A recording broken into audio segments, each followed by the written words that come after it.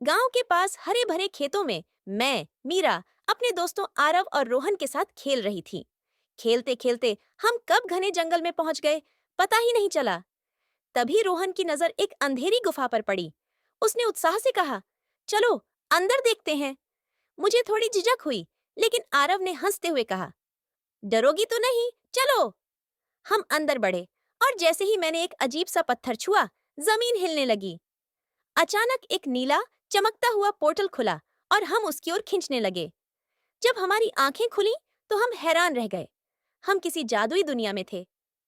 चारों तरफ रंग बिरंगी जेली बीन्स की नदियां बह रही थीं। पेड़ और पहाड़ तक जेली से बने थे।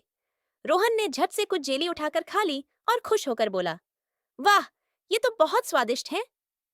लेकिन हमारी खुशी ज्यादा देर नहीं टिकी। अचानक अजीबोगरीब जीवों ने हमें घेर लिया। उनकी चमकती आंखों में भूख थी और वे धीरे धीरे हमारी तरफ बढ़ रहे थे। भागो! आरव चिल्लाया और हम तेजी से दौड़ने लगे। तभी मैंने पहाड़ी के ऊपर वही नीला पोर्टल देखा। हमें वहां तक पहुंचना होगा, मैंने कहा। लेकिन जेली तिलचट्टा पहले ही रास्ता रोक चुका था। घबराकर मैंने जमीन से लाल जेली बीन्स उठाई और उसकी ओर फेंक दी। जैसे ही वे उसके शरीर से टकराईं, वह चीख कर पीछे हट गया।